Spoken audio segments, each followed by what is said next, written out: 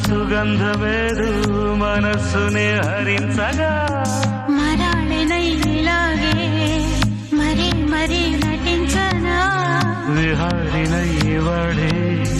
తిరి భువి స్పృశించనా గ్రహములు పాడిన పల్లవికి జాబిలి ఊగెనులే కొమ్మను దాకా